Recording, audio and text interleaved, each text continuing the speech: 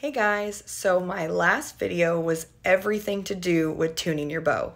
But before I ever even consider tuning, I spend a ton of time making my bows aim the best that I can possibly get them to aim. So that's what I want to walk you through today. So I do just want to say that I'm going to try to walk you through in an order that I go to walk through, but I will go back and forth all the time through so many steps. I might be 3 steps ahead and have to take 2 steps back because of a change that I made. So this is not something that you can do in a specific order. You will have to go back and forth probably and change different things, but I just want to give you an idea of all of the things that I do in a rough order to give you guys a starting point. Lucky for me, I'm not starting from scratch because I've already shot a bow for a very long time. So the first thing I'm going to do is throw some new strings on, get my draw length set roughly where I normally run it, tie a D-loop on the string with no center ties, just the D-loop, and I tie it about the width of my nock itself. Then I'm going to throw a peep in the string just so there's a peep, and I will be moving that through this process. So from there, I'm able to obviously draw the bow back, and then I'm going to play with my poundage and my holding weight and kind of get those where I want them to be. Now, holding weight is one of those things when it comes to aiming that is highly underrated. Since I started shooting higher holding weight, my scores improved tremendously. I aim better under pressure, like better when I'm shaking and nervous, and way better in the wind with holding weight. And so that was something that I'd never played with when I was younger. In the last few years, I've really started playing with that, and if you have the ability to test that, I would recommend trying a little bit more holding weight than whatever you're using now, because I swear that is like the secret to improving your sight picture, and I'm a huge fan of holding weight. So from there, I'm going to do my tests to figure out where I want to get my nock height set. So the key to this is depending on where your D-loop is set on the string, it will drastically change if the bow wants to pull more up or more down. So for me, who tends to aim and bob out the bottom, it's actually better for me to run my D-loop up a little bit. So what I do is start with my arrow running through the burger, the lowest point I'd want it to be, which is center, and I have my arrow level with my D-loop on the string. And from here, what you're going to do is actually twist your D-loop like 360 degrees around the string. One direction will walk it up the string, one direction will walk it down the string. So then I will give it a twist, test it again, give it a twist, test it again, and I do that until I find a nocking point that my bow doesn't really want to bob out the bottom anymore. Then from there, I'm just going to go tie in my D-loop, and that is how I actually choose my nock height.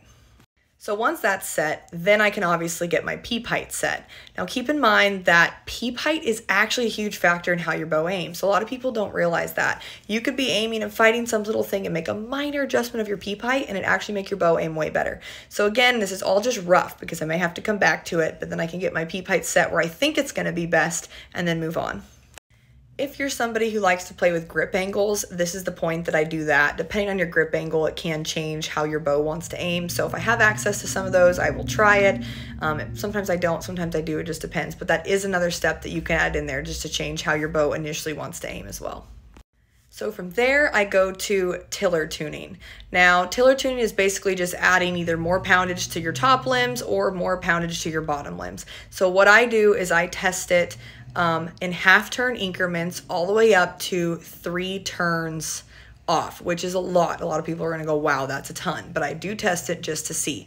Some bows, I notice a huge difference when I tiller tune. Some bows, I don't notice any difference. But keep in mind that when you tiller tune, it is drastically going to change your nock point, which would change your nock travel. So again, all of this has to be done pre-tuning or it's completely screwing everything up. And with tiller tuning, I would recommend that you do test it both ways. Like try your top limbs heavier and then try your bottom limbs heavier because you never know what is going to work best on your bow. So if there's anything you're going to test, don't ever just try it one way if there's 2 ways to test it. So I will go up to 3 twists with the top heavier and then I will go up to 3 twists with the bottom heavier, and I do try that both ways. Next, I'm going to play with timing, and this is huge. So everything so far, I've had my timing dead even. So from here, I'm gonna work in half twist increments, and I will usually run up to about 1.5 twists, maybe 2 twists, depending on the bow, with my cam timing offset. So it's dead even, and I will start to run my top cam ahead first, usually a half twist, and then a whole twist, and then 1.5 twists, and then I'll go back and set it even, and then I will try my bottom cam a half twist, whole twist, and then I test all of that. And then I'm going to pick obviously which one aims the best. Now keep in mind that you can use timing to micro play with your draw length as well. So as I'm doing that, I may find that I really like a timing, but now my draw length is too long. And so you can put, a half twist in both cables to make your draw length longer, or you can take like a half twist out of your cables, which is actually going to make your draw length barely shorter. So during this process, I am also kind of considering the draw length that I'm set at as well as the timing that I want. Another key factor, sometimes when I get my timing set, I'm like, dang, this is really good, but I need a little more holding weight or a little less holding weight. So this point is kind of like everything coming all together. It takes me a long time to get this set, but I promise you, if you haven't played with this before, like for example, on my bow, I run my bottom cam ahead about a twist and a half, and it really, really makes my bow aim better and not want to bob out the bottom. There is some weird misconception that you have to run your timing even or you're going to get weird highs and lows. If you can actually pull into your bow and have both stops solid through your whole shot, then it's totally fine. Now, if you have it offset so much, like one time your stop that's behind is touching, the next time it's not, then yes, that's going to give you a problem. So don't do more than you can handle. But as long as you can pull hard into both stops, it is absolutely fine to not have your timing set the same. I've never ran mine even. So once that's set, then I am going to micro play with my draw length. Now keep in mind that with draw length, there are two parts to that. There's your primary part of your draw length, which is what I would say is your bow. And the secondary part would be your back half, whether that be your D-loop length and then your release length. So I usually start with the bow because I know kind of what I want the contact point to feel, where it contacts my nose, my face, etc., how far the peep is from my eye and all of that. So I will do, let's say I have it set. I will always, always test it 3 twists shorter, and then I'll put it back to where it was, and then I'll take 3 twists out of the string and test it 3 twists longer. If the shorter option was better, I'll set it back to where it was, and then I try a twist and a half because I want to see, is it better to twist and a half or was 3 twists better? And then if I even want to go in the middle from there, I will use the cables and just go, a half twist in each cable to kind of put me in the middle. So there is a lot of different things that you can do to customize your draw length on your bow. And I spend a lot of time making sure that that's good and seeing which one aims better and feels better for me. Then I'm going to work with my back half. I obviously want to make sure that I like where my shoulder's set, my elbow, that everything feels good, it's aiming good, and I still have room to execute. So playing with both of those things can drastically change how your bow aims. A lot of times people only play with the bow and they kind of forget that the D-loop and the release and all that half is back there. So make sure that you play with both things because they make an equal difference, truthfully.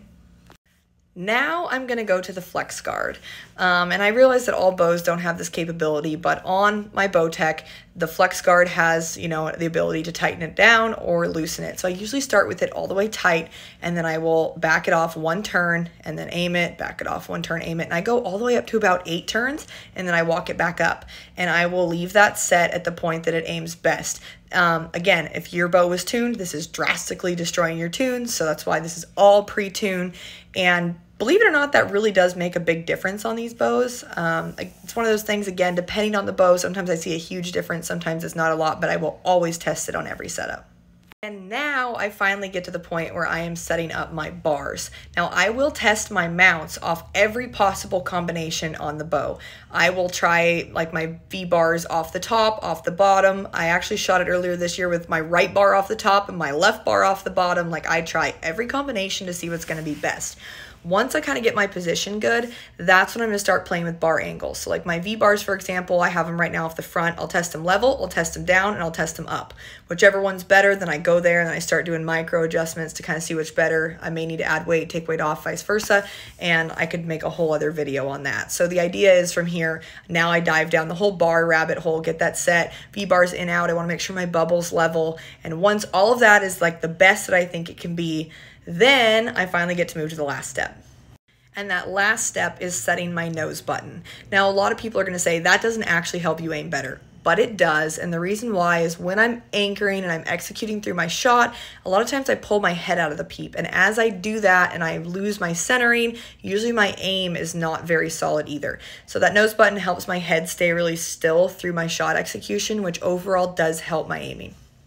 So that is all of the things that I do to try to make my bow aim the best that it possibly can. I know that I can make very detailed videos for you guys on each one of those steps, but I did want to give you an overview just so you knew all of the different options that are available to you to try to make your bow aim better. Thanks for watching this video. If you like my content, please give me a follow, a like, subscribe, and let me know if there's anything else that you would like me to make a video on.